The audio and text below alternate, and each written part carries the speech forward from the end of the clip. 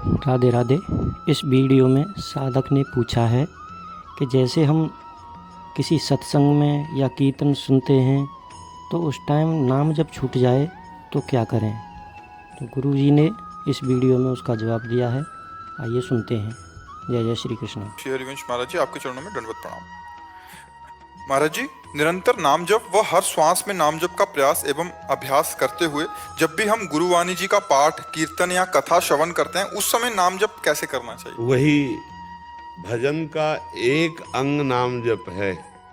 तो लीला कथा का जब हम गायन कर रहे हैं वो भी भजन है, जो गुरुवाणी का गायन कर रहे हैं वो भी भजन है, एकाग्रता पूर्वक सुन रहे हैं वो भी भजन है। जब हम अपने गुरु सेवा में हैं या इष्ट सेवा में हैं, गुरुद्वारे में सेवा भी तो है ना, तो उस समय हमें शरीर से सेवा करनी है पर मन को नाम में जरूर लगाना है। लेकिन जब लीला कथा सुन रहे हैं तो उसमें शर्त नहीं कि नाम चलना चाहिए। फिर तो लीला कथा में ऐसे डूब जाओ कि जो गायन किया जा रहा है, जो श्रवण किया जा रहा है, उसमें हमारी तन्मयता हो जाए, तभी लीला कथा श्रवण का विशेष लाभ माना जाता है। जैसे श्रीमद् भागवत का जब गायन किया श्री गोकर्ण जी ने, तो धुंधकारी 7 दिन में भगवत प्राप्त हो गया और वो दिव्य भगवत पार्षद देह धारण करके भगवान का एक विमान आया पार्षदों के से और उसमें विराज। तो गोकर्ण जी ने प्रश्न किया कि इतने लोगों को भागवत सुनाई गई, सबके लिए विमान लाना चाहिए, तो ये भेद कैसा? तो उन्होंने कहा धुंधकारी ने तन्मयता पूर्वक मनन किया, इन सब ने मनन नहीं किया, केवल श्रवण मात्र किया, इसलिए इनको विमान नहीं आएगा। अगर अगली बार फिर कथा सुनाओ और ये सब मनन करें तो सब, तो कहते हैं कि वहां इतने विमान दूसरी बार आए कि एक भी कोई श्रोता नहीं बचा, सबको भगवत प्राप्ति हुई। तो जब हम गुरुवाणी श्रवण कर रहे हों या गायन कर रहे हों या हम भगवत चर्चा कर रहे हों या श्रवण कर रहे हो, उसमें तन्मयता की जरूरत है।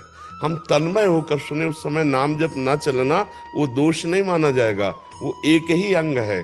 भगवान की प्राप्ति के लिए समर्थ है भगवान की कथा, समर्थ है भगवान का नाम, समर्थ है भगवान की सेवा, समर्थ है भगवान के प्रति समर्पण, समर्थ है भगवान का चिंतन स्मरण। तो किसी भी अंग में हम हैं तो भगवान से ही जुड़े हुए हैं, प्रभु से ही जुड़े हुए हैं। तो हमको ये नहीं, अब जैसे हम भगवत चिंतन में डूबे, ऐसे हम भगवत लीला गायन में, ऐसे भगवत लीला श्रवण में, ऐसे ही भगवत सेवा में, तो ये सब भगवत प्राप्ति का योग्य, ये सब भजन माना जाता है।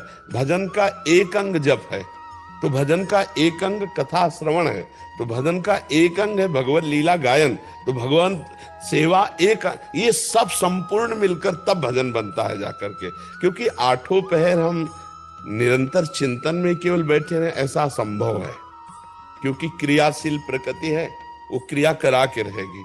तो हम हर क्रिया को भजन बना लें, हम हर इंद्री के विषय को भजन बना लें, हम हर वृत्ति को भजन बना लें, तभी हमारे को भगवत तत्व का अनुभव होगा। क्योंकि भगवान के सिवा जब कुछ रह न जाए, परमात्मा के सिवा कुछ रह न जाए, न सोच में, न दृष्टि में, न व्यवहार में, तभी वो भगवत प्राप्त होता है। जब तक अन्य है तब तक भगवत प्राप्ति नहीं होती। अन्य को अनन्य में ले आना है, एकमात्र भगवान का चिंतन, एकमात्र भगवान की लीला कथा, एकमात्र भगवान के लिए कर्म करना। संसार में कर्म किए बिना कोई एक क्षण भी नहीं रह सकता, तो हर कर्म को हमें भगवत स्वरूप बना देना है। समझ पा रहे? वो निरंतर भजन ही माना जाएगा। जैसे हम तन्मयता पूर्वक सेवा कर रहे हैं तो हो सकता है नाम छूट जाए, तो सेवा किन की कर रहे हैं? परमात्मा की तो कर रहे हैं। जो हम व्यवहार कर रहे हैं इसको भी हमें परमार्थ बनाना होगा। जैसे हम नौकरी कर रहे हैं या व्यापार कर रहे हैं या किसानी कर रहे हैं या जो भी कार्य कर रहे हैं, उसको हमें परमात्मा को अर्पित करना होगा, वो भजन बन जाएगा। जो कार्य हम प्रभु को अर्पित कर देते हैं वो भगवत प्राप्ति कराने वाला हो जाता है। ये तो सर्वाणि कर्माणि मयि सन्न्यस्य मत्पराः अनन्येनैव योगेन माम ध्यायन्तु उपासते। जो अनन्य भाव से, मेरी उपासना के भाव से सारे कर्म मुझको अर्पित कर देता है, तो भगवान कह रहे हैं वो भजन हो जाता है। तेसा माम समुद्धरता मृत्यु संसार सागरात, इस मृत्यु संसार सागर से मैं उसे पार करता हूं। तो वो भजन ही है, उसमें चिंता नहीं करनी। हाँ, जब मन भागने लगे लीला श्रवण कर रहे हो, मन भाग रहा है, तो फिर नाम में लगाओ, नहीं तो कथा ही पर्याप्त है। उस समय रोमांच होने लगे, अश्रुधारा बहने लगे, जब हम गुरुजनों की वाणी पढ़ रहे हो, गुरुजनों के चरित्र पढ़ रहे हो, महान भगवान की पवित्र लीलाएं सुन, तो उसी में इतना रस है कि पूरा मन तन्मय कर दे। अगर ऐसा नहीं हो रहा तो हम जहां भागे तो फिर उसे घसीट करके हम नाम में लगाते जाएं और कथा सुनते जाएं। बकाया रस तो तभी आएगा जब श्रवणेंद्री में ही पूरी वृत्ति लग जाए। जिनके श्रवण समुद्र समाना और कथा तुम्हारी सुभग सरिनाना, भरे निरंतर होई न पूरे।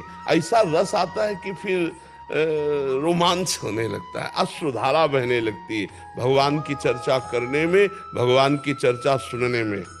अगर रस आ गया तो फिर और कुछ बकाया नहीं रह जाएगा, फिर रूप और लीला ये दोनों प्रकाशित हो जाएंगे। भगवान का रूप, भगवान की लीला।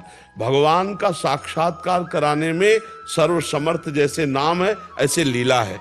मथुरा की ब्राह्मण पत्नियों ने कोई और साधना नहीं की थी, केवल वृंदावन से पुष्प मालिनी लेकर जाती और आज बताती लाला ऐसी पोशाक धारण किया था। आज लाला ने ये लीला की तो उनके हृदय में लालसा जागृत हो गई, जो दुर्लभ वस्तु है भगवत मिलन की। तो भगवान ने संयोग बुलाया और एक दिन सखाओं को बहुत भूख लगी और ऐसी दिशा में ले गए जहां उनका भोजन पहुंचना संभव था, और भगवान सुबह लाए नहीं। तो अब सखाओं ने कहा, कन्हैया यहाँ भोजन आने वाला है नहीं, भूख बहुत लगी। जाओ, पहले ब्राह्मणों के पास भेजा, वेदज्ञ है, याज्ञिक है, लेकिन भगवत भाव रहित है। क्योंकि अगर भगवत भाव होता तो वो कह रहे थे कि श्री कृष्ण बलराम भूखे हैं। यज्ञ भुगता भगवान स्वयं मांग रहे हैं, उन्होंने मना कर। अच्छा, ना भगवत भाव हो तो भी यज्ञ का एक धर्म होता है कि अगर कोई भूखा आ जाए तो वापस न जाने पावे, कोई याचक आ जाए तो लेकिन उन्होंने ध्यान नहीं दिया कि ये तो ग्वाले हैं। लौट कर गए, भगवान से कहा कि उन लोगों ने तो भोजन नहीं दिया। तो बोले उनकी पत्नियों के पास जाओ। और बोले प्रभु पत्नियों के पास, बोले उनसे हमारा परिचय है, क्योंकि वो लीला कथा सुनती है। और वो जो ही जाके ऐसी प्रार्थना की तो भर भर कर थाल किसी के रोके नहीं रुकी, और भगवत साक्षात्कार हुआ और भगवान ने उनका प्रसाद पाया। तो हमें लगता है कि अगर भगवत लीला श्रवण में नाम छूट जाए तो कोई बात नहीं, क्योंकि वो